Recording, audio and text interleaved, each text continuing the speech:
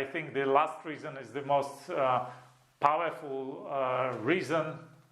These wealthy individuals, crypto billionaires, they will influence the politics, and they will unlikely let the others, the political class, take the wealth away.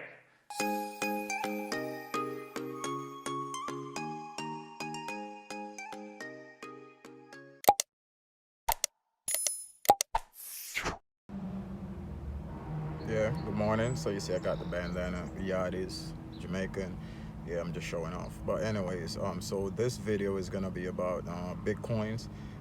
One of my associate has been telling me like, yo, trade Bitcoin, invest in Bitcoin, but I was like, nah, bro, I'll purchase Bitcoins to use when I want to use it. But as far as like getting into the whole Digicoin, whether it's Bitcoin or whatever else, I'm not into that. But then I saw this video from this billionaire, a self-made billionaire, and he gave 5 reasons, like literally 5 reasons that convinced me to say, you know what, this makes sense. This is like logics. It's not facts, but logic, you know, logical thinking. And I'm like, yo, I could roll with this. So moving forward, I'm probably gonna start getting some Bitcoin to save up, because I mean, when you think about it, like I said, what's the difference between Bitcoin and actual paper money or coins? It's nothing. They're useless unless it's like silver coins, where silver, it means something. But my whole thing with the Bitcoin was the fact that it's digital, like it's nowhere, you know what I mean? It's just the fact that I can't touch something, I guess, which was what was deterring me from getting it. Because like I'm saying, you know, anything can happen out there in cyber world, but these 5 reasons this guy gave make me feel like, yo, okay, all right, you know what, I'm gonna go get some Bitcoins, yo, for real. I hope you like the video and watch it to the end. It's 5 reasons why Bitcoin will never go away, the government will never get rid of Bitcoin, and they make sense. Why governments will not destroy Bitcoin. Today I will give you 5 reasons why it will not happen. And the first reason is Bitcoin consumes such a tremendous amount of energy. It would be a great effort for every government to make it happen. There are only a handful of governments who could sum up this amount of energy, because the energy consumption of Bitcoin is greater than that of Finland already, and that of Switzerland, for example. So there are not that many countries that consume more energy than Bitcoin consumes, and they would need to provide this amount of energy for some time in order to disrupt the Bitcoin network, if they would like to attack Bitcoin with 51% attack.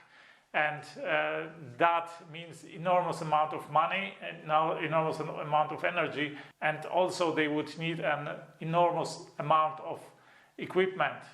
Bitcoin computational power is greater than 500 times the computational power of all Google computers, and Google is the greatest fintech in history in the world.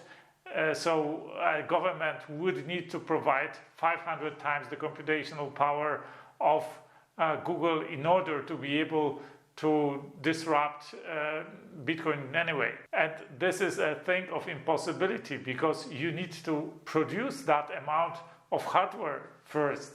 And as soon as this amount of hardware is produced, it is bought up by miners who see a commercial interest in that. So governments would need to compete with these miners in buying this computational power, and you know, provide and buy up every bit of computational power in the world.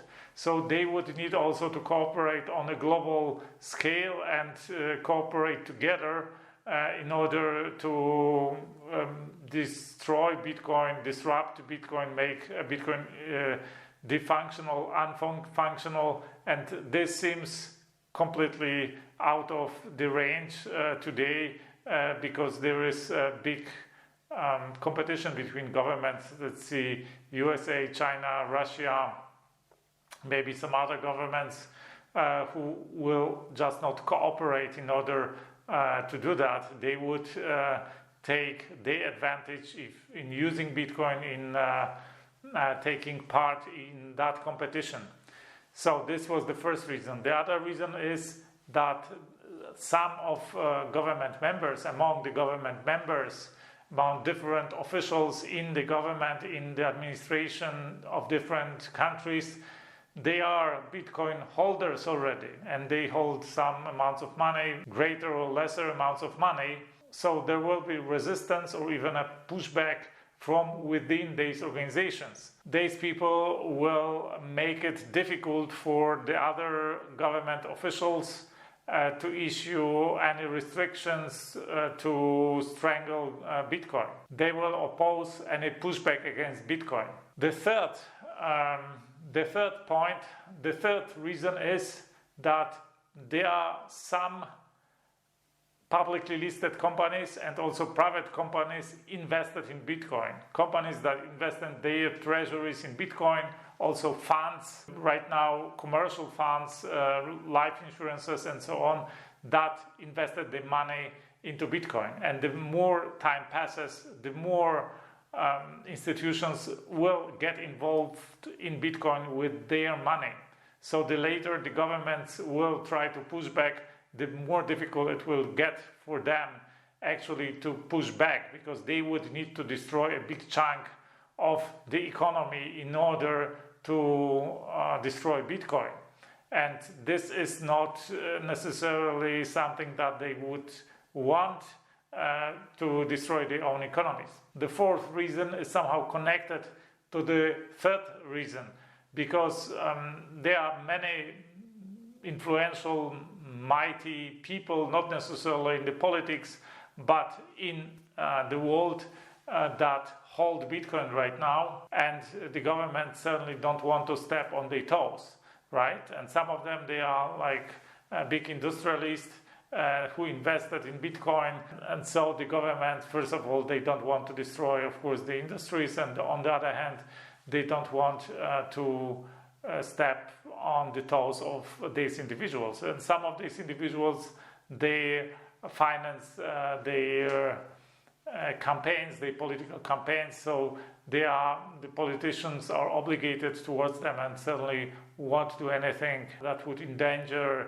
the financials of these individuals. The fifth and the last reason is, and I think many people don't think about that, is that the Bitcoiners themselves, who before, like 5 years ago, 10 years ago, they were unknown people, they were no names, they will become affluent, they will become extremely wealthy, so they will start to impact politics as well, because they will become influential individuals, and they will not so easily let the others take their wealth away.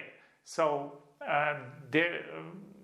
Bitcoin will create many billionaires who will fight for their rights, to privacy, for their wealth, and will not allow so easily the politicians to destroy their wealth, to destroy their lives. So there will be also a lot of lobbyism from the side of these wealthy individuals, crypto billionaires who got wealthy thanks to crypto, thanks to Bitcoin, and they will influence the politics, and they will unlikely let the others, the political class, take the wealth away. So, and I think the last reason is the most powerful reason that most people don't think about, and I can see these people becoming